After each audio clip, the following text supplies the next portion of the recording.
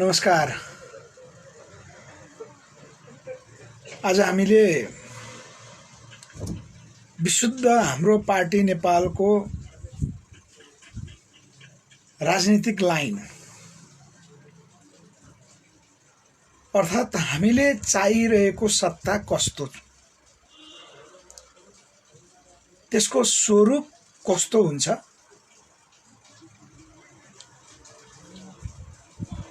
र त्यो सत्तामा राज्यको चरित्र कस्तो हुन्छ, त्यस विषयमा यो हाम्रो सम्पूर्ण पार्टी सदस्य साथीहरू, हाम्रा शुभचिन्तक साथीहरू र नयाँ हाम्रो बारेमा जान्न चाहनुहुने जो उत्सुकतापूर्वक हामीलाई प्रश्न सोध्नुहुन्छ र जिज्ञासु हुनुहुन्छ, उहाँहरूको निमित्त हामीले यो आजको लाइभ राख्दैछौँ। र तेस्रो यो सँगै जोडेर आउने विषय स्वाभाविक रहन्छ। हामीले भनेको जनताको अधिनायकवादी सत्ता त्यो कस्तो हुन्छ। एक किसिमले यो अहिलेलाई काल्पनिकै मान्नुपर्छ। त्यो जनताको अधिनायकवादी सत्ता यसर्थमा हामीले पुरानो सत्तालाई विस्थापन गर्दै नयाँ सत्ताको निर्माण र समग्र उत्पीडित नेपालीहरू हामी जो छौँ, जसले परिवर्तन चाहेका छौँ, हामी अगाडि कसरी बढ्छौँ र हामी आत्मनिर्भर कसरी हुन्छौँ, त्यही विषय वरिपरि आजको लाइभ रहनेछ। अरू विषयमा हामी त्यति प्रश्न लिँदैनौँ। आज अलिकति पार्टी लाइनको कुराकानी भएको हुनाले आजकै विषयमा प्रश्नहरू आइसकेपछि चाहिँ केही लिन्छौँ, त्यसमा हामी भन्छौँ। म बीचबीचमा त्यति सम्बोधन पनि गर्दिनँ। आएका कुराहरूलाई म लिन्छु, पछि रिपिट गर्छु। मैले यो लाइभ किन सोचिरहेँ भने मैले पछिल्लो चरण विगत 1 वर्षदेखि विश्वभक्त दुलाल आहुति सरको यो सामाजिक चरित्र, पुरानो राज्यको चरित्र, उहाँले गर्नुभएको विश्लेषणहरू, उहाँको वैज्ञानिक समाजवादी पार्टीको लाइन, ती विषयमा मैले धेरै अध्ययन गरेँ र मलाई अरूको भन्दा नेपालको विषयमा विश्लेषण गर्दाखेरि विश्वभक्त दुलाल आहुति सरको जुन विश्लेषण सबैभन्दा सटिक छ, प्रष्ट छ।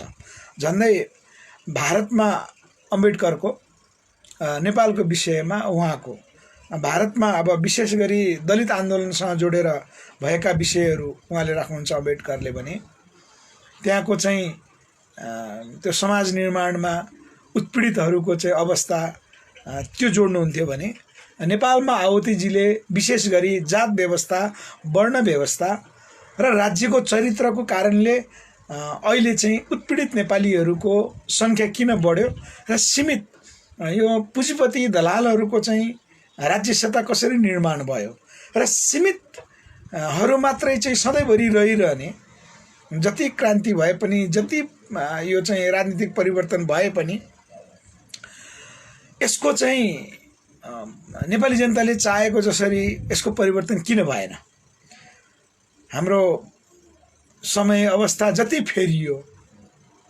किन भएन भन्ने विषयमा आहुतिजीले नेपालमा अध्ययन गरेर उहाँले जति निष्कर्ष निकाल्नु भएको छ त्यस कुरामा हामी सहमत छौँ। यो विषय आहुतिजी प्रतिको प्रत्युत्तर त हाम्रो होइन, तर मैले किन भनिरहेको छु, नाम लिइरहेको छु भने एकपटक नेपालीले आहुतिजीलाई चाहिँ सुन्नुपर्छ। उहाँले भनिरहनुभएका कुराहरू। यो हाम्रो बुझाइ त्यस्तो छ र उहाँको नपुग्ने कुरा चाहिँ के हो र उहाँले जुन निष्कर्ष निकाल्नु भएको छ त्यो निष्कर्षलाई हामीले रूपान्तरण गर्ने कसरी, हाम्रो ध्यानाकर्षण त्यहाँ हो। र हाम्रो पार्टी नेपालले 2069 सालदेखि नै निरन्तर नेपालको चाहिँ मूल मुद्दा हामीले भन्दै आइरहेका छौँ र जनताको बीचमा गएर जुन मुद्दाहरू राख्यौँ, जसलाई पछिल्लो चरण हामीले अहिले नेपालको त्यो राष्ट्रिय नीतिको रूपमा हुनुपर्छ भनेर बहस उठाइरहेका छौँ, त्यो प्रमुख विषय रहन्छ। त्यो भनेको योभन्दा पुराना सम्पूर्ण सत्ताहरू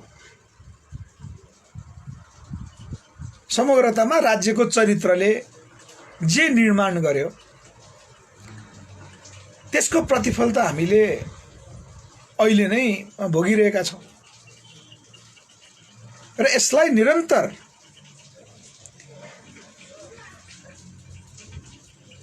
यसलाई बग्न दिइरहने हो। यही तरिकाले चाहिँ हामी अगाडि बढिरहने हो र अहिले जुन 62-63 पछिको परिवर्तन, त्यसपछि बनेको संविधान,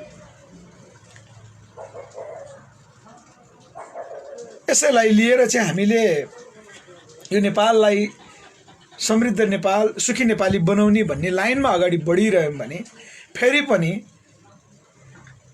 यो 2077 सालसम्म आइपुग्दाखेरि नेपाली जनताको जुन हकीकत यो पुनरावृत्ति नै भइरह्यो भन्नुपर्छ। हामीले त्यही नै निरन्तर रहन्छ। त्यसकारणले हामीले भनेको के हो भने अबको नयाँ सत्ता कस्तो हुनुपर्छ, राज्यको चरित्र कस्तो हुनुपर्छ,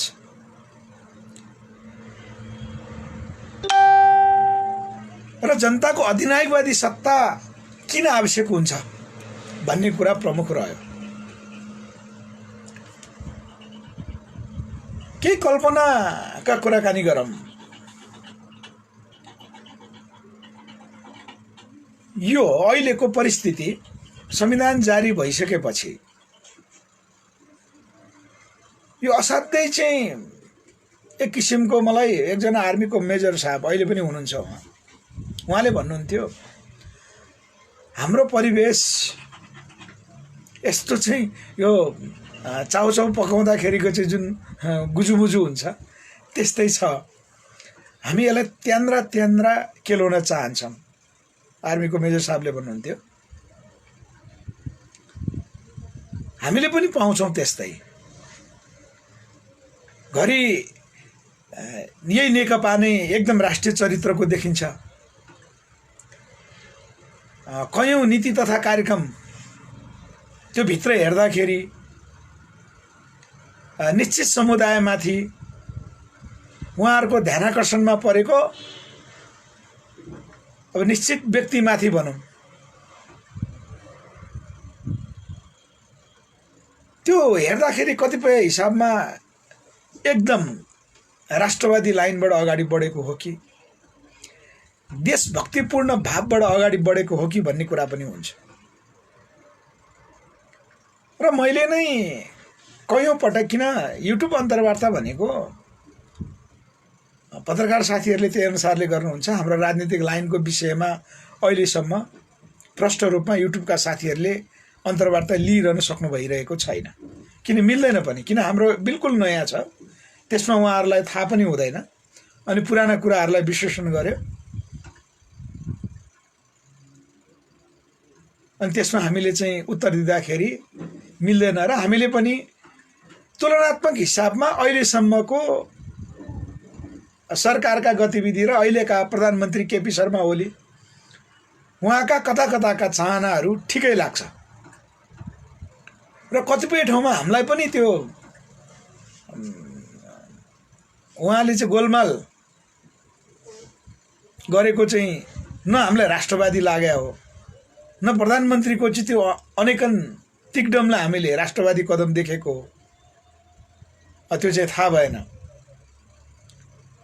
तर समग्रतामा हेर्दाखेरि चाहिँ हामीले के बुझ्छौँ भने अहिलेका प्रधानमन्त्रीले चाहिँ देशकै लागि गर्न खोजेकै हो कि भन्ने कुरा देख्थ्यौँ र हामीले उहाँको सपोर्टमा अहिले बोलिरहेका पनि छौँ। त्यो तुलना गर्दाखेरि कम्तीमा नहुनु मामा भन्दा कानो मामै ठिक। कम्तीमा, किनभने हामीले जुन संविधान पायौँ, जस्तो अवस्थामा संविधान बन्न पर्ने स्थिति विकास भयो, त्यो आफैमा निकै, अघि मैले भनेको त्यो हाम्रो मेजर साहबकै भाषालाई मैले सपोर्ट लिनु पर्दा त्यो चाउचाउ पकाउँदा गन्जा गोल भएको जस्तै त्यो स्थितिबाट चाहिँ संविधान बनेको छ। र त्यो संविधान नेपाली जनताको पूर्ण संविधान हो भन्नेमा जति प्रश्न उठेको छ त्यसले नै इङ्गित गर्छ। र यसको मुख्य प्रमाण भनेको उहाँहरूले सुझाव दिँदाखेरि त्यो संविधान बन्नुभन्दा अगाडि जुन सुझाव दिइयो त्यो सुझाव हेरिएन भन्ने कुरा छ। र उहाँहरूको भनाइअनुसार संविधानमा चाहिँ जनताको मुद्दाहरू के हुन सक्छन् भन्ने विषयहरू हामीले सुझाव दिएका थियौँ। त्यो सुझाव नलिकन चाहिँ एकैचोटि राजनीतिक दलले जो संविधान जारी गरे त्यसमा हाम्रो आपत्ति छ भन्ने कुरा छ। र हामीले पनि यो संविधान एक हिसाबबाट समग्रतामा चाहिँ यसको मूल स्पिरिट जनताको हातमा सार्वभौमाधिकार जो आएको छ र एउटा बुर्जुवा भए पनि गणतन्त्र जो हामीलाई प्राप्त भएको छ, यस अर्थमा यो संविधानलाई हामीले लिन्छौँ। तर संविधानभित्रका अन्तर्वस्तुहरू ती विषय हाम्रो लागि सबै स्वीकार्य छैन। र यो संविधानलाई हुबहु हामीले चाहिँ कार्यान्वयन गर्दै जाने हो भने आगामी नेपाल निकै डरलाग्दो, हामीले उदाहरण दिएका कयौँ देशहरू, उदाहरण देखिरहेका कयौँ देशहरू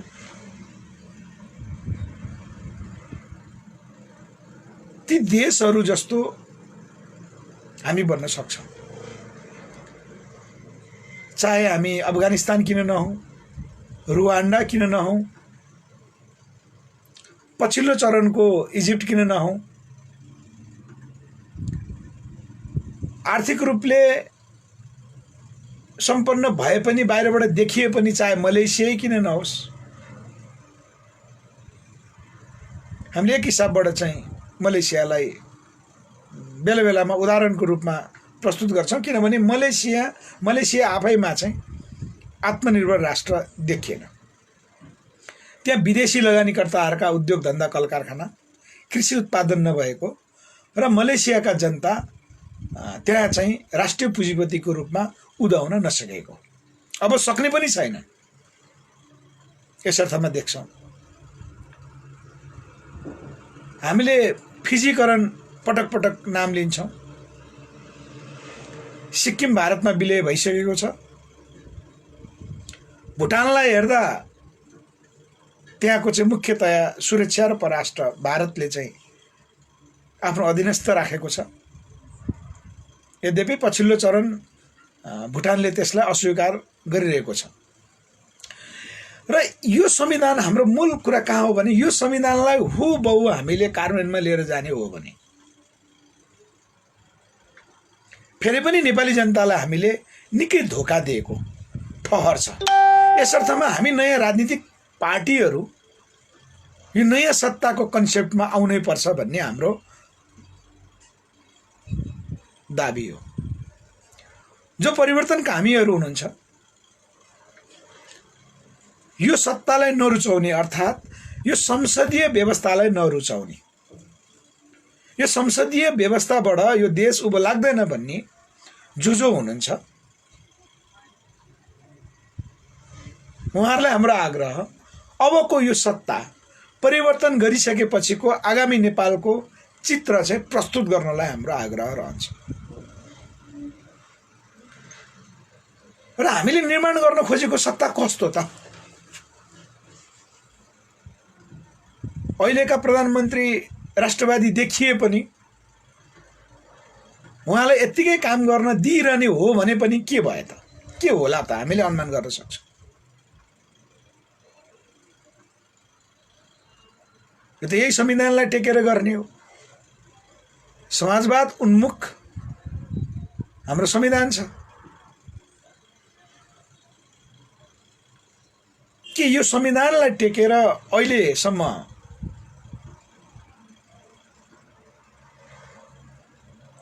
जुन सरकारको नीति र कार्यक्रमहरू आए ती नेपाली जनताको पक्षमा आए त? के यसले परिवर्तन ल्याउँछ त? अर्थात् नेपाललाई आत्मनिर्भर बनाउन यसले काम गर्छ त? प्रश्न यहाँ हो। र विदेशको जुन स्थिति हामीले अहिले देखिरहेका छौँ, विदेश भन्नाले नेपालीहरू जहाँ रोजगारको निमित्त श्रम गर्नलाई रहिरहनु भएको छ, करिब करिब 80 लाख भन्दा नयाँ सत्ता भन्ने बित्तिकै हामीले सबभन्दा पहिला त बुझ्नु पर्यो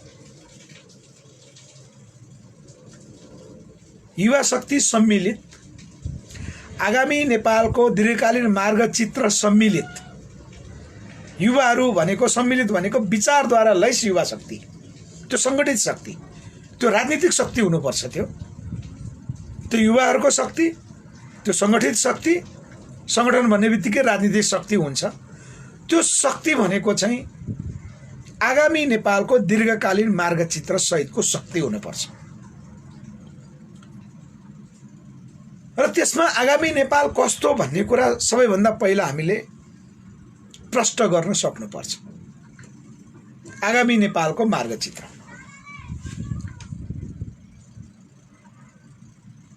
त्यसले नयाँ सत्ता जन्माउनको निमित्त महत्त्वपूर्ण भूमिका बल्ल त्यसले खेल्न सक्छ। अहिले युवा मात्रै होइन, आम नेपालीले विकल्प खोजिरहँदाखेरि उठेको प्रश्न सबभन्दा चुनौतीपूर्ण प्रश्न छ।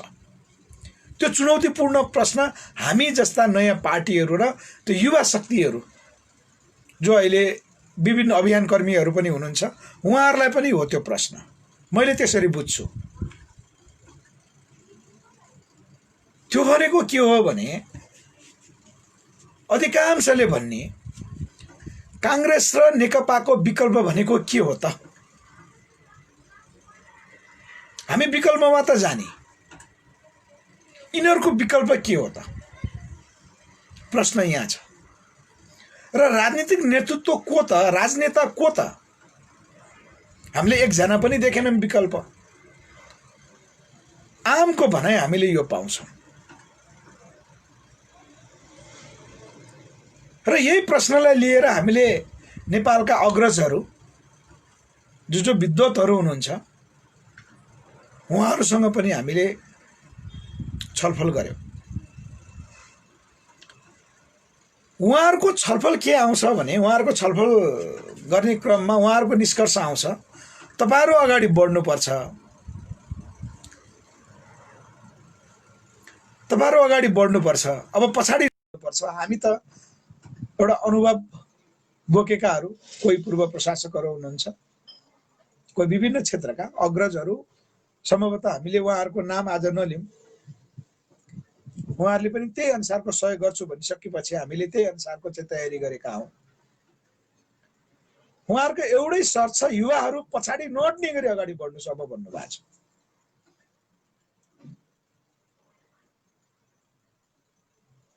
हामी भरपूर सहयोग गर्छौं, किन हाम्रो अन्तर्राष्ट्रिय सम्बन्धहरू हुन्छ, हामी प्राज्ञिक क्षेत्रका मान्छेहरू, हाम्रो आफ्नो पोजिसन हुन्छ। त्यसले गर्दा पनि हामी आफै राजनीतिमा आउने सम्भव पनि हुँदैन, त्यो विषय पनि होइन हाम्रो।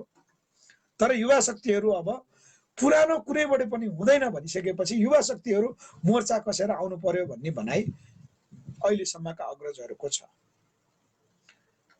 हामीलाई एउटा आशा लागेको चाहिँ त्यो हो। र हामीले सत्ता निर्माण भन्ने बित्तिकै कता जाँदा हुन्छ त भन्ने कुरामा उहाँहरूको पनि राय के छ भने, प्रत्यक्ष निर्वाचित कार्यकारीय राष्ट्रपतीय शासन प्रणालीमा हामी जानुपर्छ। यसमा दुई मत भएन। हामीले पटक पटक लाइभमा पनि भन्दै आएका छौँ।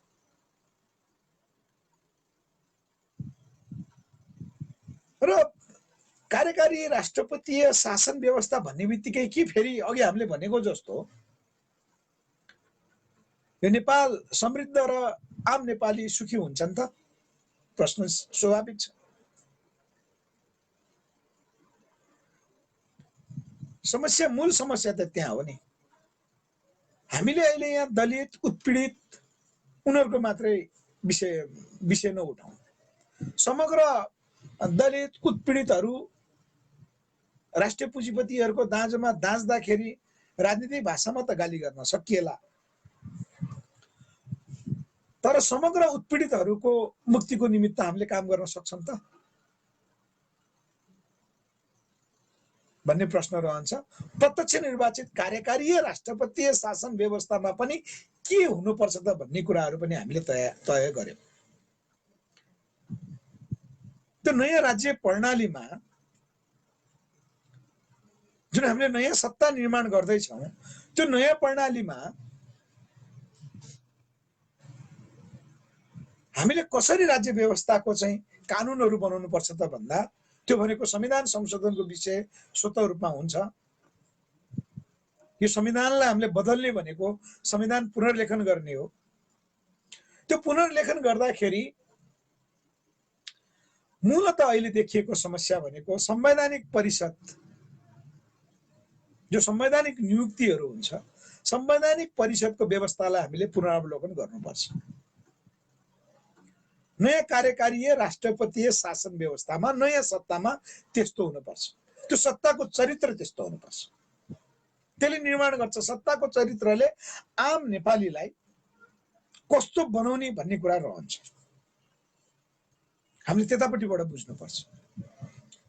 हामीलाई खुसी लागेको कुरा के हो भने पहिलो पटक हामीले उठाएको विषय हो यो संवैधानिक परिषदको व्यवस्थालाई पुनरावलोकन नगरेसम्म संवैधानिक नियुक्तिहरूमा जसरी राजनीतिक निर्णयहरू हुन्छन् त्यो व्यवस्थाको अन्त्य नगरेसम्म नेपाली जनताले चाहिँ न्याय पाउँदैनन्। न्याय भनेको फेरि हाम्रो अदालतको न्याय मात्र होइन, नेपाली जनताले चाहेको कुराहरू प्राप्त हुँदैनन् भनेर जुन कुरा भन्यो, भर्खर मात्रै लोकसेवा आयोगका प्रमुख उमेश मैनाली सरले पनि त्यस विषयलाई उठाइदिनु भएको छ। यो हाम्रो पार्टी नेपालको मुद्दालाई उहाँले सम्बोधन गरेको होइन कि उहाँ आफै सचिवबाट रिटायर भइसक्नु भएपछि लोकसेवा आयोगको अध्यक्ष जो हुनु भएको छ, उहाँ अहिले पनि जिम्मेवारीमा हुनुहुन्छ, उहाँले पनि महसुस गर्नुभएको छ। यस अर्थमा हामीले यो नयाँ राज्य प्रणालीमा जुन परिकल्पना गरेका छौँ त्यो बिल्कुल सही छ। मैले अघि पनि भने अग्रज, यस्ता अग्रज व्यक्तित्वहरू सबैको, किन उहाँहरूको नाम लिँदा कस्तो हुँदो रहेछ भने पावर सेन्टरहरूबाट चाहिँ यस विषयमा उहाँहरूलाई पनि सोधिँदो रहेछ। यस अर्थमा मैले उहाँहरूको नाम पछिल्लो चरण चाहिँ भन्न छोडेको। र नयाँ सत्तामा हुनु पर्यो के भन्दा अहिले जो संवैधानिक परिषदले नियुक्त गर्ने, संवैधानिक परिषदै एकजना चाहिँ प्रधान न्यायाधीश बाहेक गैर राजनीतिक, उहाँ भन्दा बाहेक सबै राजनीतिक मान्छे नै हुन्छन्। त्यहाँ 6 जना संवैधानिक परिषदका प्रमुखहरू, प्रधानमन्त्री सहित 6 जना हुने हो। त्यहाँ गैर राजनीतिक भनेको त प्रधान न्यायाधीश मात्र हुनुहुन्छ, अरू सबै राजनीतिक मान्छे हुनुहुन्छ। प्रधानमन्त्री एकजना हुनुभयो, राजनीतिक पार्टीकै भन्नुपर्छ, पार्टीको प्रतिनिधित्व गरेर प्रधानमन्त्री हुने हो। सभामुख हुनुभयो, उपसभामुख हुनुभयो, राष्ट्रिय सभाका अध्यक्ष हुनुभयो, विपक्षी दलको नेता, सबै राजनीतिक। जब संवैधानिक परिषद राजनीतिक बन्छ, उसले गर्ने निर्णयहरू राजनीतिक हुने भइ नै हाल्यो।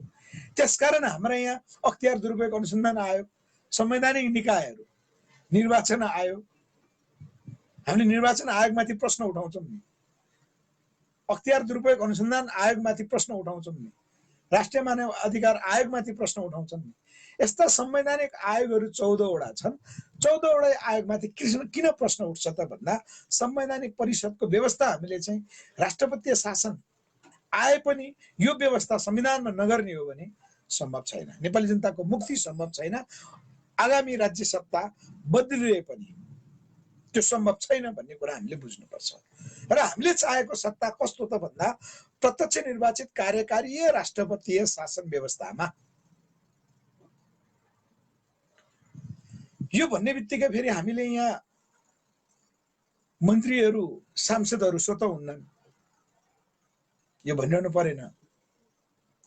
र यसमा नयाँ हाम्रो पार्टी नेपालले नयाँ लिएर आएको राज्य प्रणालीमा चाहिँ के हो त भन्दा हाम्रो जुन कार्यपालिका हुन्छ त्यो कार्यपालिका सरकार, कार्यपालिका भनेको सरकारको मोर्चा भनेर सम्झिनुपर्छ हामीले। यो सम्झिनुपर्छ र हुन्छ त्यही संवैधानिक व्यवस्था। गृहमन्त्री र रक्षा मन्त्रीको विषयमा हामीले नयाँ प्रस्ताव अगाडि सारेका छौँ। हामीले चाहेको सत्ताको चरित्र त्यसले निर्माण गर्छ भनेका छौँ हामीले। र बालवाला प्रहरी प्रमुख टिमको त्यो हेडक्वार्टर प्रहरी हेडक्वार्टरको टिमको निर्णयमा जो सिफारिस हुनुहुन्छ पूर्व प्रहरी प्रमुख गृहमन्त्री बनाउनु पर्छ भन्ने हामीले नयाँ कन्सेप्ट, राज्य प्रणालीको नयाँ कन्सेप्ट छ। यो हामीले अगाडि सारेका छौँ भने बालवाला प्रधान सेनापतिको हेडक्वार्टर त्यो टिमले निर्णय गरेको पूर्व प्रधान सेनापतिहरूबाट रक्षा मन्त्री बनाइनुपर्छ भन्ने हामीले प्रस्ताव गरेका छौँ। यसको अरू व्याख्या हामीले पछि गरौँला। यो विशेष गरी नेपालको वैदेशिक शक्तिको जुन यहाँ संरचना छ त्यो नेपालको त्यो संरचना हाम्रो हुनुपर्ने, यहाँ हाम्रो नभएर अरूको छ, बाह्य छ। र छिमेकी राष्ट्रको सुरक्षा चासो प्रमुख नेपाल भएको कारणले गर्दा छिमेकी राष्ट्रलाई हामीले चिडाउने त कुरै हुन्न। उनीहरूकै सहयोगमा हामी अगाडि बढ्नुपर्छ। फेरि उनीहरूको सहयोग बेगर अगाडि बढ्नै नसक्ने भन्ने कुरा होइन। छिमेकीलाई चाहिँ हामीले धक्का दिन सक्दैन। छिमेकीका विरुद्ध खेल्ने शक्ति नेपालमा रहनु हुँदैन। कूटनीतिक शक्ति विश्वभरिको नेपालमा रहोस्, राजदूतावासहरू रहोस्, कूटनीतिक काम गरौँ, तर चीन र भारतलाई धक्का दिने उद्देश्यका साथ नेपालमा त्यस्ता सेन्टरहरू जो छन् त्यस्ता सेन्टरहरू रहनुहुन्न। यसलाई राजनीतिक निर्णय पनि गर्नुपर्छ। सरकारले त्यही अनुसारको तयारी गर्नुपर्ने भएको कारणले गर्दा हामीले सुरक्षा प्रमुख विषयलाई लियौँ। यो अर्को नयाँ हो। र संविधान जुन संविधान हामीले पुनर्लेखन गर्छौँ त्यो संविधानमा व्यवस्था के गर्नुपर्छ त भन्दा संवैधानिक अङ्गहरू अघि हामीले भनेको जुन 14वटा छ त्यो संवैधानिक अङ्गहरू खुला प्रतिस्पर्धाद्वारा, चाहे अख्तियार होस्, चाहे निर्वाचन आयोग होस्, चाहे मानव अधिकार आयोग होस्, चाहे विभिन्न चाहिँ मुसलमान आयोग होस्, जति पनि आयोगहरू छ त्यो संवैधानिक आयोगहरू खुला प्रतिस्पर्धाबाट हामीले नियुक्त गर्ने प्रावधान संविधानमा लेख्नुपर्छ। त्यो अबको सत्ताले तय गर्नुपर्छ। अबको सत्ताको चरित्र त्यस्तो हुनुपर्छ। त्यो भनेको संविधान हो। मुख्यतया त्यो भनेको संविधान हो। त्यो संविधान हामीले पुनर्लेखन गर्ने भनेको त्यहाँ हो।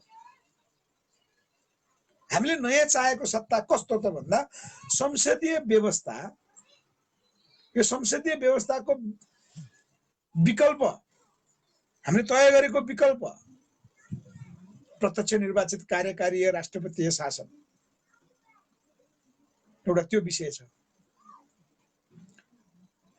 र त्यसले गर्ने निर्णयहरू जुन हाम्रो कार्यपालिका अन्तर्गत प्रधानमन्त्रीको नेतृत्वमा संवैधानिक परिषद जो बन्छ त्यो संवैधानिक परिषद त्यसको विकल्प भनेको हामीले कल्पना गरेका छौँ।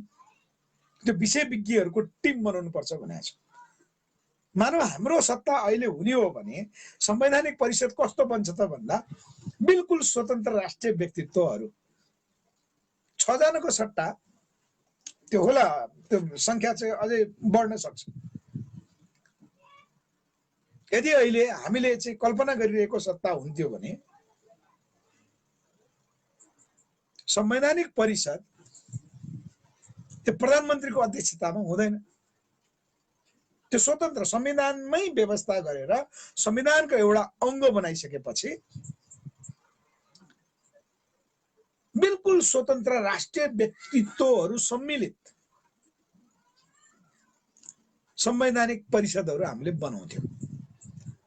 त्यो को अन्तर्गत भन्दा संविधान अन्तर्गत हुन्छ, त्यो राज्य अन्तर्गत। राज्य भनेको फेरि सरकार होइन। कार्यपालिकाले कार्यपालिकाको काम गर्छ, सरकारको मोर्चाको काम गर्छ, व्यवस्थापिकाले व्यवस्थापिकाको काम गर्छ, न्यायपालिकाले न्यायपालिकाको काम गर्छ।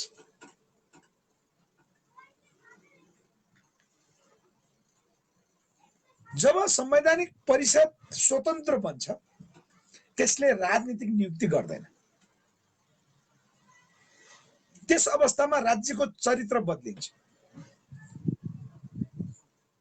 र मात्रै नेपाली जनताले चाहेको शासन व्यवस्था त्यहाँ सुरुवात हुन्छ। हामीले चाहेको नयाँ सत्ता त्यो।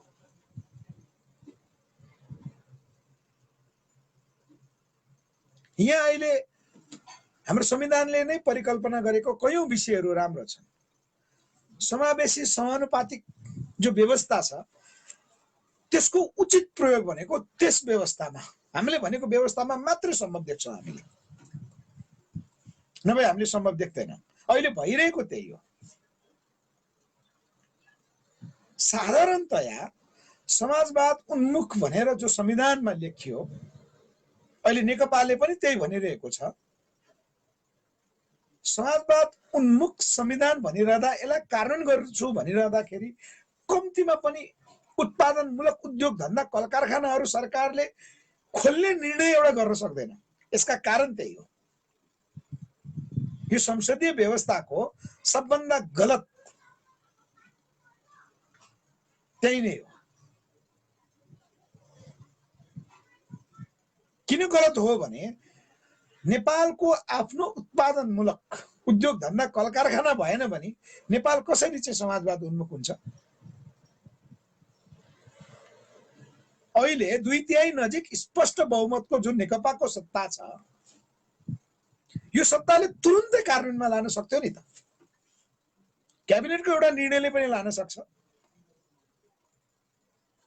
हैन? यसले एउटा राष्ट्रिय स्तरको चाहिँ कुनै एउटा संगठन बनाएर पनि लिड गर्न सक्छ। संविधान त नै, संविधान यस्तो विषयमा संविधान संशोधन गर्नलाई कुनै समस्या हुँदैन। जसरी नेपालको लिम्पियाधुरादेखि कालापानीसम्मको जमिनलाई भारतले दाबी गर्यो, त्यो होइन खबरदार भनेर चाहिँ एकमुष्ट संसदबाट जसरी पास भयो, विपक्षी दलले पनि सहयोग गरे,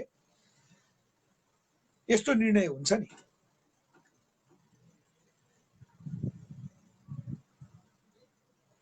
तर यो निर्णय किन गर्न सक्दैन त? नेपाली जनताको पक्षमा हुन्थ्यो। कम्तीमा पनि बन्द भएका उद्योग धन्दा कल कारखानाहरू खोल्ने निर्णय मात्रै किन गर्न सक्दैन? यही हो खराबी। हामीले यो विषय निकै गम्भीरताका साथ हेर्नुपर्छ। जबकि हाम्रो नेपालको पहिलो उद्योग, पहिलो राष्ट्रिय ठुलै उद्योग हो त्यो। 1920 मा इलाममा चिया बगान खुल्यो। 1935 बाट स्टार्ट भयो त्यहाँ इलामको चिया उद्योग। नेपालको पहिलो उद्योग त्यो हो। दोस्रो उद्योग 2004 सालमा हाम्रो जुट मिल, विराटनगर जुट मिल खुल्यो। त्यो उद्योग बन्द छ। कृषिमा आधारित नेपालको चिया त्यति राम्रो छ, हजारौं बिघा जमिन चिया बगान अझ हेक्टरमा हिसाब हुन्छ। मैले सुनिरहेको छु 12,000 हेक्टर भन्दा बढी जमिन जहाँ चिया लागेको छ। एउटा त्रिवेणी सांघाई ग्रुपले 2058 बाट चाहिँ उसले लिइरहेछ न्यूनतम पैसामा। 2058 सालदेखि हजारौं हेक्टर जमिन जहाँ प्रत्यक्ष नेपालको किसानहरूले सरोकार राख्नुहुन्थ्यो। नेपालको पहिलो उद्योग अहिले पनि उत्पादन त्यत्तिकै छ। यो एउटा त्रिवेणी सांघाई ग्रुप इन्डियन ग्रुपलाई चाहिँ दिइयो। अहिलेको नेकपाले भनिरहेछ हामी यो संविधान कार्यान्वयनमा लान्छौँ, समाजवाद उन्मुख यो संविधान छ। अहिलेका जना हाम्रा कृषि मन्त्री घनश्याम भुषालज्यू त समाजवादको प्रमुख उहाँ पक्षधर हुनुहुन्छ। उहाँले समाजवाद कार्यकर्ताहरूलाई कसरी पढाउनुहुन्थ्यो हामीले पनि सिकेको उहाँहरूबाटै हो। तर जुन कुरा सिकाउनु भयो त्यसको ठिक नीतिगत निर्णय गर्ने ठाउँमा आज कृषि मन्त्रीजी हुनुहुन्छ नि, तर उहाँले किन निर्णय लिन सक्नुहुन्न? समस्या यही हो। आजको सत्ताको यो बुर्जुवा सत्ता यो संसदीय व्यवस्थाले गर्न सक्दैन भन्नुको कारण यही हो। काश यदि आज इलाम जुन चिया बगान छ के पनि परेन, इलाममा चिया मालिक र त्यो उद्योगको मालिक र चिया किसान बीच वर्षौंदेखि जहिले टक्राउ भइरहेको हुन्छ। त्यहाँ निजी उद्योग गइसकेपछि त केही सहज भएको छ।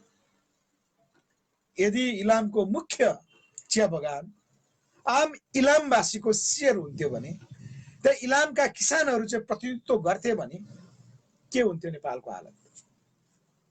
आर्थिक रूपमा के हुन्थ्यो हालत? निकै राम्रो भएर जाँदैन थियो। यो निर्णय किन हुन सक्दैन?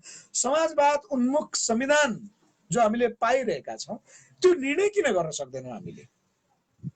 त्यसकारण यो सत्ताबाट हुँदैन भनेको हामीले। नयाँ सत्ताको चरित्र त्यतापट्टि जानुपर्छ भन्यौं हामीले। जुटमिल कारखाना त्यस्तै, उल्टो जुटमिल कारखाना खारेज त त्यो भएको छैन, तर सरकारले वार्षिक करोडौं रुपियाँ चाहिँ बिहोरिरहेको छ, तर जुटमिल कारखाना खुल्दैन। जुटमिल कारखाना खुल्नु भनेको चाहिँ हजारौं किसानहरू आर्थिक रूपले सक्षम हुने पनि त हो नि। तर त्यो निर्णय किन गर्दैन?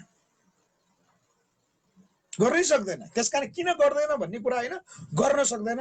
यो संसदीय व्यवस्थामा अहिलेका राजनीतिक नेतृत्वहरूको लाइन पनि त्यो छैन। अहिलेका कुनै पनि राजनीतिक पार्टीहरूको नीति नै त्यो छैन। उनीहरू यो नीति ल्याउनै सक्दैन। हाम्रो भनाइ यहाँ हो। किन ल्याउन सक्दैनन् त भन्दा यहाँसम्म विकास हुनको निमित्त विदेशीबाट परिचालित भएर विदेशीहरूका हर किसिमका सहयोगहरू लिएर जो यहाँ आए, यदि यो कुरालाई कार्यान्वयनमा लाने हो भने राजनीतिक नेतृत्वहरू नेतृत्वै हुन सक्दैनन्, यी पार्टी नै कोल्याप्स हुन्छ। समस्या यहाँ हो। त्यसकारण हामीले युवा शक्ति, आगामी नेपालको मार्गचित्र सहितको युवा शक्ति, संगठित शक्ति, त्यो राजनीतिक शक्ति किन भन्यौं त भन्दा यो कारण हो। हामी अब लक्षित कता हुनुपर्छ त भन्दा यी उद्योग धन्दा कल कारखानाहरू खोल्ने शर्तमा हामी संगठित हुने हो।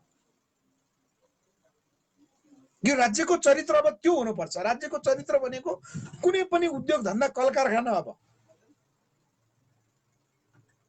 नेपाली जनताद्वारा सञ्चालित हुनुपर्छ। त्यो किसानमा आधारित उद्योग धन्दा छ भने किसानले प्रत्यक्ष रूपमा त्यहाँ सहभागिता गर्न पाउनुपर्छ र समुदायमा आधारित उद्योगहरू चल्नुपर्छ भन्ने कुरा हो।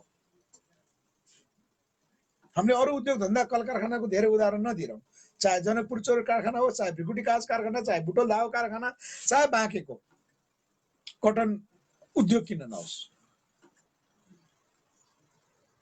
वीरगञ्ज चिनी मिलहरू किन नहुन्। यो निर्णय यो सत्ताले लिन सक्दैन। भनेको नेपाललाई समाजवाद उन्मुख संविधान भने पनि कार्यान्वयनमा जाँदैनन्। यो जनतालाई झुक्क्याउनुको निमित्त अहिलेसम्मको सत्ता, अहिलेसम्मका पार्टी र त्यो पार्टीका नेताहरूले नेपाली जनतालाई गुमराहमा राखेको यही हो। यसकारण पुराना कुनै पनि राजनीतिक नेतृत्वबाट र पुराना पार्टीहरूबाट नेपाल अब अगाडि बढ्न सक्दैन। नयाँ सत्ता आवश्यक छ भन्नुको कारण त्यहाँ हो। हामीले यो कुरा नबुझेसम्म हाम्रो आफ्नो व्यक्तिगत स्वार्थ त पुरा होला, नेपाली जनतालाई हामीले चाहिँ सहयोग गर्न सक्दैनौँ। हामी राजनीतिक पार्टीमा लागेका साथीहरूले न्याय दिन सक्दैनौँ जनतालाई। जनतालाई त हामीले राजनीतिक न्याय दिने हो। यस अर्थमा हामीले के भन्छौँ भने यी खराब नीति बोकेका पार्टीहरू, यो खराब नीति बोकेकै हो। किनभने उद्योग धन्दा कल कारखाना खोल्न सक्दैनन् भने ती कसरी कम्युनिस्टका पार्टी हुन्छन्, ती कसरी श्रमजीवी समुदायका पार्टीहरू हुन्छन्, ती श्रमिकका पार्टीहरू कसरी हुन्छन्, किसानका पार्टीहरू कसरी हुन्छन्। जबसम्म हामी किसानका पार्टी बन्न सक्दैनौँ, श्रमजीवी जनताका पार्टी बन्न सक्दैनौँ, उत्पीडित जनताको पार्टी बन्न सक्दैनौँ, अनि त्यो पार्टीको चाहिँ नीति कसरी भयो। त्यसकारण हामीले के भन्यौँ भने यही पार्टीहरूलाई यो त मेरो पार्टी हो, म पहिलादेखिको पार्टी हो, म यो पार्टीको सदस्य भनेर हामीले लागिरहनु भनेको के हो भने गलत नीति बोकेको पार्टीलाई अझै गलत नीति बोक, उत्पीडित जनतालाई थप उत्पीडनमा दे भनेर साँच्चै बसेको भन्ने कुरा हुन्छ कि हुँदैन, प्रश्न यहाँ हो। त्यसकारण नजानिनु किसिमले हामीले जानी अनजानी यी गलत पार्टीहरूलाई सहयोग गरिरहेको परिणाम आज हामीले भोग्यौँ। हामीले भनेको आम उत्पीडित नेपालीहरू किन बढ्दैछन् त, युवाहरू विदेश जान किन बाध्यकारी अवस्था हुँदैछ त भन्दा कारण यही हो। जबसम्म नेपालमा हामीले यी कुराहरू सम्बोधन गर्दैनौँ, विदेशमा भएका 80 लाख भन्दा बढी युवा शक्ति नेपाल फर्कने बाटो कसरी बन्छ, हैन? हामीले भनेको यहाँ हो, यो गम्भीर कुरा हो, हामीले सोच्नुपर्छ। यो हामी युवा भन्ने, परिवर्तनकारी भन्ने, अनि चाहिँ एउटा समुदाय बनाएर एउटा अभियान बनाएर चाहिँ हामी जहिले पनि सडकमा यो सरकारको राम्रो कामको समर्थन गर्छौँ, नराम्रो कामको विरोध गर्छौँ भनेर मात्रै चाहिँ परिवर्तन हुनेवाला हामी देख्दैनौँ। हामीले भनेका कुराहरू अगाडि बढाउने हो भने शिक्षा र स्वास्थ्य स्वतः रूपमा निःशुल्क हुन्छ, यो हाम्रो लागि ठुलो विषय लाग्दैन, अहिलेकै बजेटबाट हुन्छ।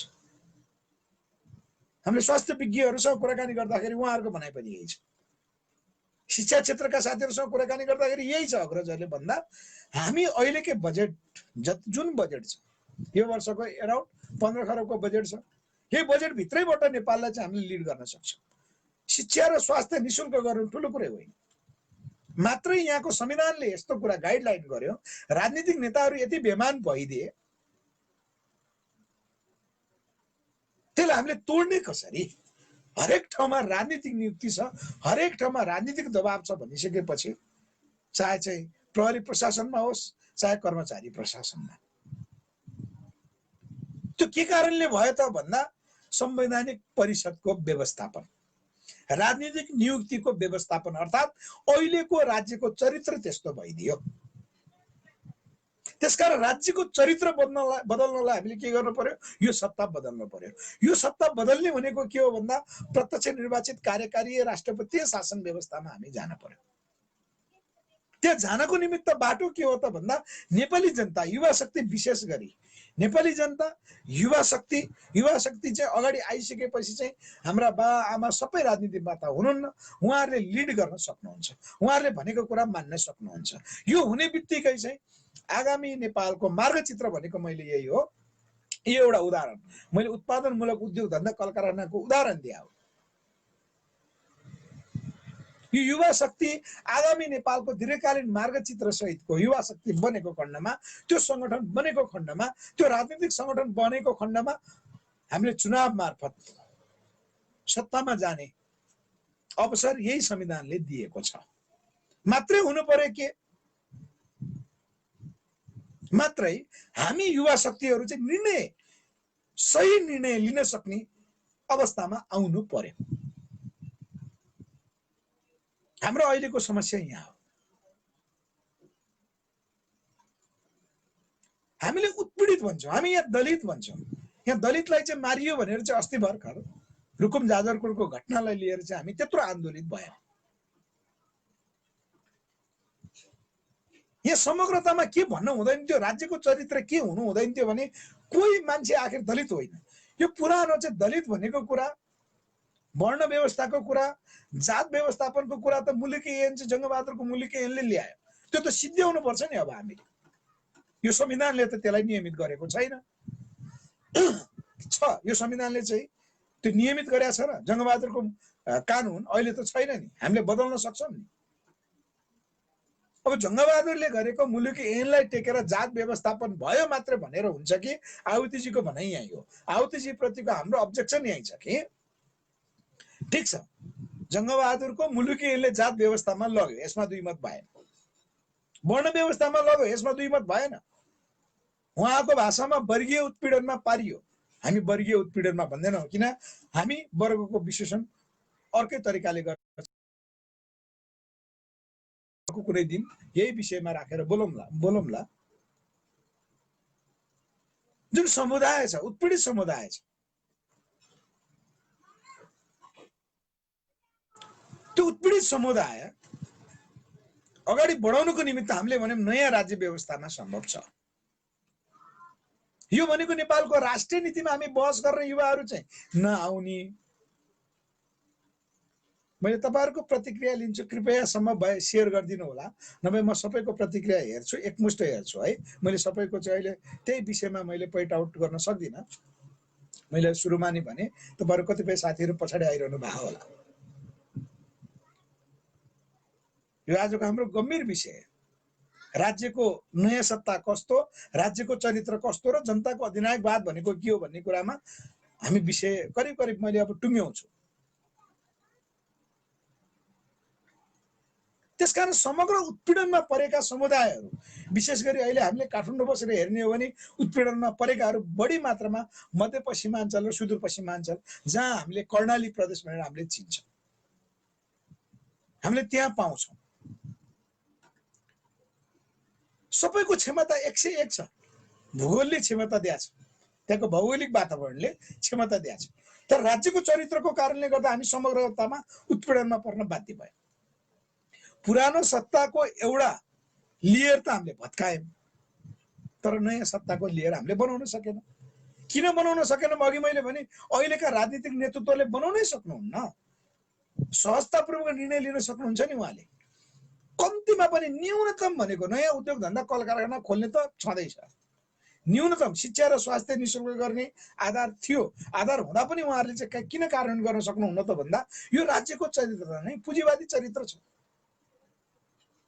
पुँजीवादी चरित्र भनेको चाहिँ पिरामिड शैलीको जो नेटवर्किङ छ नि, अहिले एउटा नेटवर्किङको चाहिँ असाध्यै नेपालमा फेरि विवाद भएको छ क्यारे।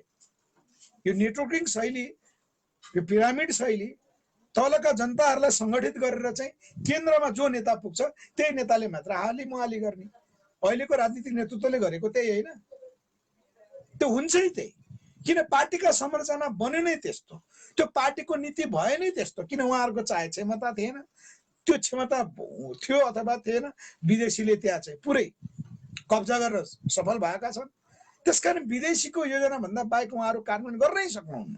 त्यसकारण घनश्याम भुषालजी कृषि मन्त्री भए पनि समाजको वादको व्याख्या जति उहाँले पढाउनु भए पनि त्यो कार्यान्वयनमा किन जान सक्नुहुन्न त भन्दा त्यहाँ बाध्यता छ। त्यही नै हामीले पाएको सत्य, यो यथार्थता हामीले स्वीकार्नु पर्यो नि। यो त तथ्य हो अहिलेको, यो सत्य हो अहिलेको।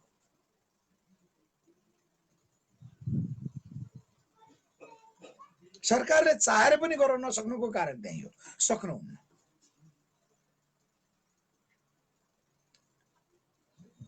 त्यसकारण जो पदमा पुग्यो त्यो सिद्धियो।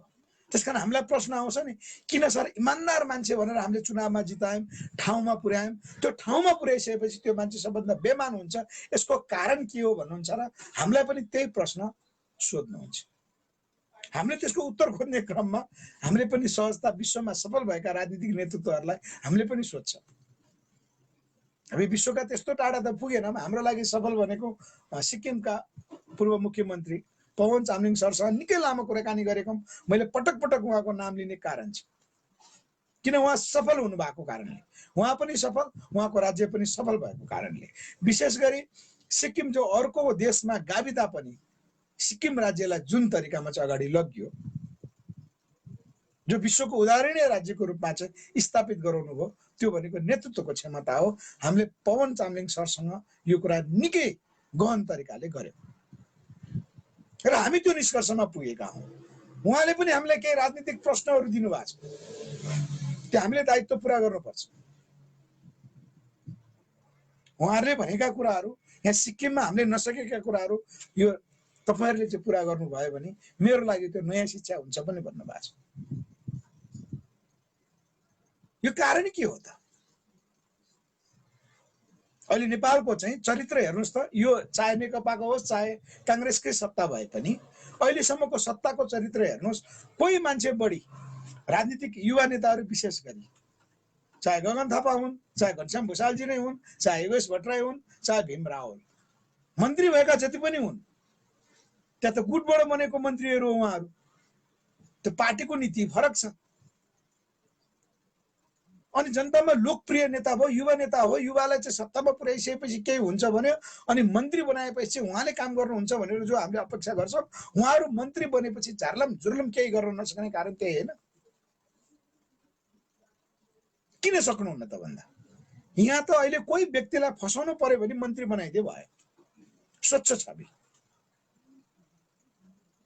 त्यो झन् पदमा पुगिसकेपछि, नीति निर्माणको तहमा पुगिसकेपछि झन् खत्तम। भनेको के हो, हाम्रो सत्ताको चरित्र भनेको यो पुँजीपति दलाल सत्ताको चाहिँ चरित्र अनिवार्य भयो। यो केले भयो त भन्दा, यो संविधानको कारणले भयो, यो राज्य व्यवस्थाको चरित्रको कारणले भयो। हामीले यो कुरा बुझ्नु पर्यो। त्यसकारण हामीले चाहेको भनेको नयाँ सत्ता भनेको प्रत्यक्ष निर्वाचित कार्यकारी राष्ट्रपतीय शासन, त्यो व्यवस्थामा संवैधानिक परिषदमा विषय विज्ञहरूको टिम, संवैधानिक आयोगमा खुला प्रतिस्पर्धाद्वारा नियुक्त गर्ने व्यवस्थापन, त्यो संविधान संशोधन गरेर जहाँ कार्यपालिकाले हस्तक्षेप कहीँ गर्न सक्दैन, न्यायपालिकाले कहीँ हस्तक्षेप गर्न सक्दैन, न्यायपालिका कार्यपालिका व्यवस्थापिका आफूमा चाहिँ शक्ति सन्तुलनमा काम गर्छन्, जसलाई हामीले शक्ति पृथकीकरणको सिद्धान्तमा रहेर काम गर्छ भन्छौँ, त्यो पुरा हुन्छ। त्यसकारण म त के परिकल्पना गर्छु भने, त्यो तरिकामा अगाडि बढेको खण्डमा हामी युवाहरू नयाँ राजनीतिक सोचका साथ, स्पष्ट उद्देश्यका साथ, भावी नेपालको मार्गचित्रका साथ अगाडि बढ्ने हो भने, अहिले हेर्नुहोस् त सबभन्दा विकृत अवस्था, कोरोना संक्रमणमा स्वास्थ्य उपचारका सामानहरू आउँछन्, भ्रष्टाचार त्यहीँ सुनिन्छ। कतिपय अभियन्ता साथीहरू 10 अरब खै भनेर प्रश्न सोधेर बस्नुहुन्छ। त्यो अवस्था किन आयो त? ठुल्ठुला पदमा भएका व्यक्तिहरू ब्ल्याक मनी लिएर आएर चाहिँ उद्योग धन्दा चलाएर चाहिँ उनीहरू जन पुँजीपति बनिरहेका हुन्छन्, ट्याक्स हेभनका पैसाहरू भइरहेकै हुन्छन्, आइरहेकै हुन्छन्। ब्ल्याक मनीले राष्ट्र चलेको भन्न मिल्छ हैन? किन हुन्छ भने राज्यले नै त्यस्तै कार्यहरू गर्नलाई छुट दिएको छ नि। ट्याक्स हेभनबाट आएको पैसा राष्ट्र ब्याङ्कले रोक्यो भने राष्ट्र ब्याङ्कको चाहिँ प्रमुखै फेर्ने गरी कार्यविधि नै फेर्ने सम्मको कामहरू भएको छ कि छैन? यो त राज्यको चरित्र हो नि।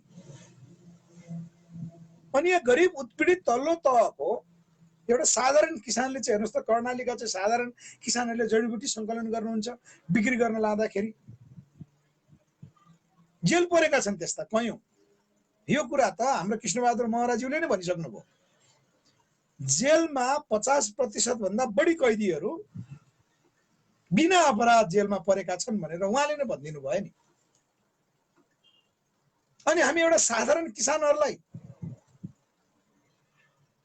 एउटा यही केही गर्छु भन्नेहरूलाई चाहिँ पीडा दिने, यहाँ ट्याक्स हेभनबाट ब्ल्याक मनी छिराउनेहरूलाई अहिले पनि बजारमा हेरेर छ्यास छ्यास मान्छे छन्, छ्यास छ्यास। हामी जस्तो राजनीतिक पार्टीकोमा जुन एउटा प्रस्ताव आउँछ नि, 50 अरब पैसा बैंक ट्रान्सफर गरौँ। कुनै एउटा संस्थामा छ, त्यहाँ कमिसन कति आउँछ भनेर त्यो कमिसन गिरो सञ्चालित छ। कोही कहाँको पैसा, कोही कहाँको पैसा। एकपल्ट त आयल निगमको पैसा भने, आयल निगमको निश्चित पैसा हुने रहेछ, त्यो पैसा चाहिँ ब्याङ्कमा ट्रान्सफर गरौँ भने, अनि ब्याङ्कबाट चाहिँ त्यो पैसा ट्रान्सफर गरे बापत कमिसन आउँछ आउँदैन यो कुरा बुझिदिनुहोस् न सर भनेर हामीलाई भन्छ। अन्तको पनि त्यस्तै छ, अरबौं अरब ब्ल्याक मनी। अहिले काठमाडौँमा ब्ल्याक मनी कति चल्या छ भन्ने कुरा सम्बन्धित निकायका साथीहरूलाई सबैलाई थाहा छ। कसले कति भन्ने, कति नभन्ने मात्रै हो, र त्यही भित्र खेलेर चाहिँ ज्यान बचाएकाहरू कयौंको रोजगारै त्यही छ, धेरैको रोजगार। शहरी क्षेत्रमा हुनुहुन्छ भने अहिले पनि तपाईहरु ध्यान दिनुस्, धितोमा पैसा दिनेहरू छ्याप छ्याप, धितोमा, करोड होइन अरब, अरबको संख्यामा छन्। अरबको भने अरब पुँजी धितोमा लगाउन तयार। उत्पादन क्षेत्रमा कहीँ काम छैन, किन राज्यको नीति छैन। ब्ल्याक मनीहरू व्यापक चल्छ, सरकारको चरित्र त्यस्तो छ।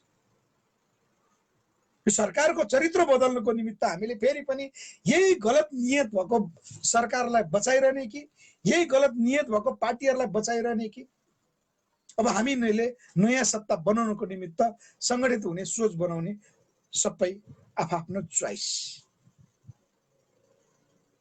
र यो काम गर्नको निमित्त जनताको अधिनायकवाद भनेको कहाँ हो भने, मैले फेरि पनि भने यो काम गर्दा गर्दै जनताको अधिनायकवाद कहाँ लागू गर्नुपर्छ भने यो सत्ता निर्माण भइसकेपछि हुने कुरा हो।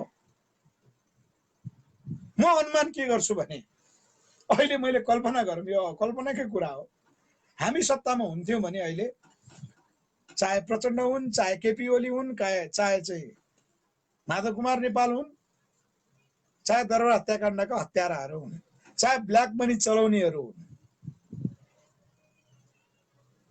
उहाँहरू सबै अहिले जेलमा हुनुहुन्थ्यो। 101 कसुरमा जेलमा हुनुहुन्थ्यो। राज्य विरुद्ध अपराध गरेर कमाएका जो पैसाहरू छन्, त्यो पैसा लगानी गरेर चाहिँ यहाँ पुँजीपति बनेकाहरू छन्, उहाँहरू सबैको सम्पत्ति जफत गर्दै त्यो राष्ट्रिय लगानीमा चाहिँ लगानी हुन्थ्यो। उहाँहरूको पैसालाई राष्ट्रियकरण गर्दै, जसरी दरबार हत्याकाण्ड भइसकेपछि तत्कालीन वीरेन्द्र शाहको सम्पत्ति नेपाल ट्रस्टले लियो र त्यो चाहिँ नेपाल ट्रस्टको सम्पत्तिको नाममा यति होल्डिङ समूहले चाहिँ जुन कब्जा गरेका छ, ती सबै पैसा चाहिँ राष्ट्रियकरण गर्दै उत्पादन क्षेत्रमा हाल्ने हो भने 80 लाख भन्दा बढी युवा शक्ति जो विदेशमा हुनुहुन्छ सबै नेपाल आउनुहुन्छ। सहजै यो केही वर्षको अन्तरालमा गर्न सकिने कार्य हो। त्यसको निमित्त चाहिन्छ जनताको अधिनायकवाद।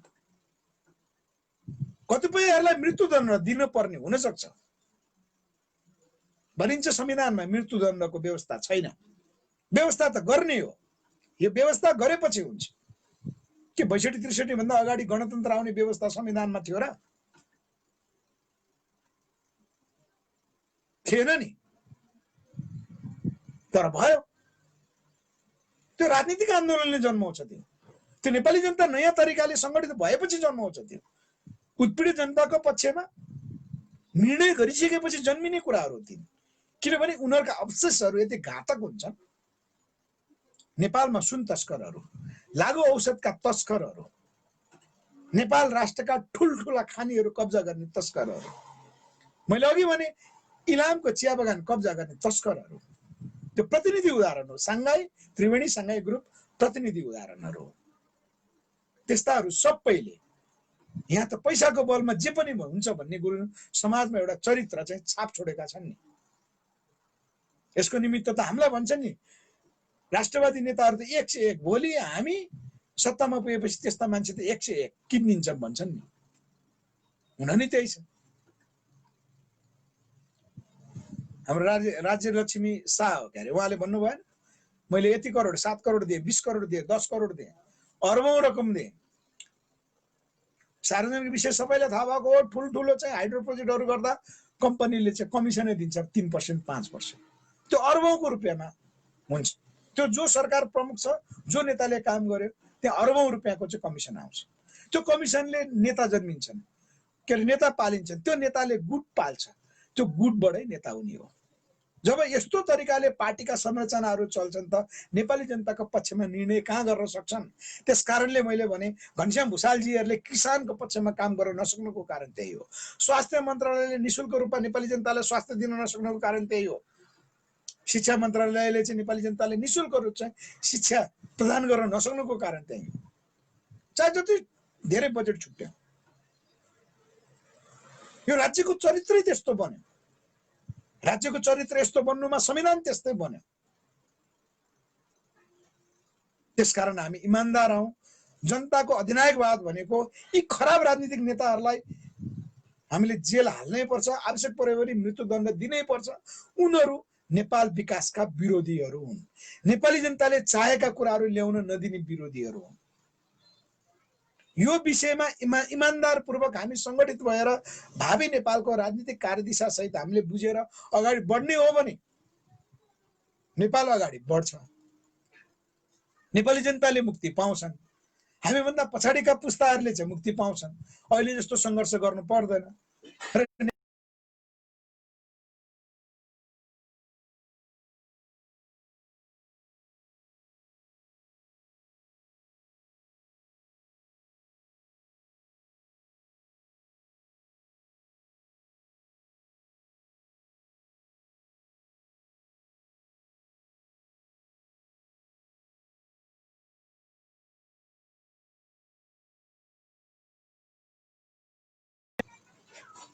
किनभने यो उदाहरण छ, हाम्रा जमिनहरू हिमाल पहाड तराईका जमिनहरूले बताउँछ। त्यो भनेको विश्वलाई दिएर पुग्ने भन्ने कुरा होइन। हामी आत्मनिर्भर हुन सक्छौँ। विश्वलाई नेपाल अनिवार्य हुन सक्छ धेरै किसिमबाट, यो त बनाउने कुरा हो नि। तर हामीले के नगरौँ भने यो गलत नियत बोकेको राजनीतिक नेताहरू, नीति निर्माण गर्न नसक्ने राजनीतिक पार्टीहरू र जनपक्षीय काम गर्न नसक्ने सरकारलाई सपोर्ट गर्नु भनेको हाम्रो आगामी पुस्तालाई तपाईँ हामी आफैले चाहिँ खुट्टामा बन्चौरो हानेको ठहर छ। यस्ता गल्तीहरू नगरौँ। खराब राजनीतिक नेतृत्वहरूलाई चाहिँ जेल हाल्नै पर्छ। उनीहरूलाई थुनेर भए पनि, अन्तिममा भएन भने मृत्युदण्ड दिने गरी पनि हामी अगाडि बढ्न सक्नुपर्छ। त्यो भनेको नयाँ आगामी नेपालको मार्गचित्र सहितको राष्ट्रिय नीतिमा युवाहरू सम्मिलित हुने हो। सम्मिलित भनेको सङ्गठित हुने हो। त्यो सङ्गठित भनेको राजनीतिक सङ्गठन हो। त्यो भनेको हाम्रो पार्टी नेपालले जुन मुद्दा अगाडि बढाएको छ, यो एक मात्र नेपालको पार्टी अहिलेसम्म हाम्रो पार्टी नेपाल नै देखिन्छ। यो कुरालाई चाहिँ यहाँहरूले अलिकति ध्यान दिनु होला। यसैलाई भनिन्छ हामी देशभक्त। हामीले देशभक्त यसैलाई भन्न सक्छौँ, राष्ट्रवादी यसैलाई भन्न सक्छौँ। यहाँ कसैले केही एउटा निर्णय गर्ने बित्तिकै त्यो देशभक्त भइहाल्ने, राष्ट्रवादी भइहाल्ने भन्ने कुरा गौण कुरा हो। मुख्य कुरो नेपाली जनताको अवस्थालाई कहाँ पुर्यायौँ। 7 सालदेखि आजसम्म लड्ने राजनीतिक नेतृत्वहरूले आफूलाई विकास कसरी गरे, पुँजीलाई केन्द्रित कसरी गरे, पुँजीलाई केन्द्रित राजनीतिक नेतृत्वहरूले पुँजीलाई केन्द्रित कसरी गरे भन्ने कुरा भर पर्छ। यो सबैलाई थाहा भएको विषय हो। यहाँ 101 व्यापारीहरू 101 राजनीतिक नेतृत्वहरूसँग जोडिएको कुरा कसलाई थाहा छैन। अब यही संरचनाबाट अगाडि गइरहने हो भने न विश्वभक्त दुलालजीले देख्नुभएको जस्तो आहुतिजीले देख्नुभएको समाज परिवर्तन हुन्छ, न हामीले देखेको राज्य सत्ता आउँछ।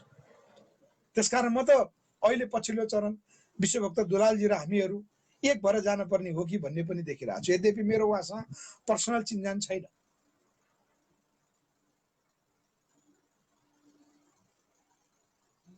र आम नेपाली जनताले जो इच्छा आकांक्षा राख्नु भएको छ, यसको अवरोध यो संविधान हो।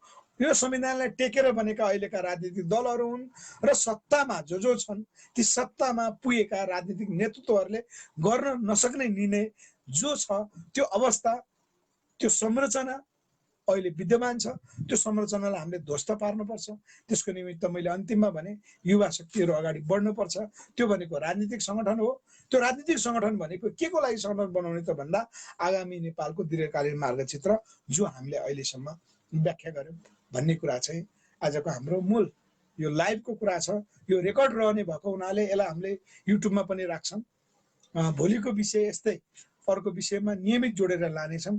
अबबाट हामी निरन्तर हाम्रो पार्टी नेपालको वैचारिक लाइन, सङ्गठनात्मक लाइनको विषयलाई लिएर हामी जानेछौँ। यही भन्दै मैले यहाँहरूको जिज्ञासा केही छ भने लिन्छु। म सुरुदेखिको हेर्छु, त्यति धेरै जिज्ञासा आएको छैन। यहाँ रामबहादुर साईजीले फुल सपोर्ट छ सर भन्नुभएको छ, धन्यवाद। जति पनि हेर्नुहुने साथीहरू हुनुहुन्छ उहाँहरूलाई धेरै धेरै धन्यवाद। किनभने हामीले साँच्चै परिवर्तनको कुराकानी गर्दाखेरि धेरै थोरै साथीहरू आउनुहुन्छ, धेरै साथीहरूले थोरै साथीहरूले मात्रै प्रतिक्रिया जनाउनुहुन्छ। रामबहादुर साईजीलाई मैले अनुरोध गर्न चाहे फुल सपोर्ट छ सर होइन, सङ्गठित भएर चाहिँ रूपान्तरण गरेर देखाउनुहोस्। तपाईँ जहाँ हुनुहुन्छ चाहे नेपालमा चाहे विदेशमा सङ्गठित छु म, हाम्रो पार्टी नेपालको यो मुद्दामा सहमत छु ल साथी भनेर चाहिँ तपाईँले सार्वजनिक रूपमा सम्बोधन गर्नुहोला अथवा हामीलाई खबर गर्नुहोला, तपाईँको चाहिँ फेसबुकमा सेयर गर्नुहोला। यसले मात्रै तपाईँको भनाइलाई सार्थकता दिन्छ। मैले रामबहादुर साईजीलाई यही अनुरोध गरेँ है त। ल हाम्रो माओवादी जनमुक्ति पार्टी राजीवजी, प्रतापचन्द पाण्डे सर, रामबहादुर साईजी, चन्द्र भट्टराई,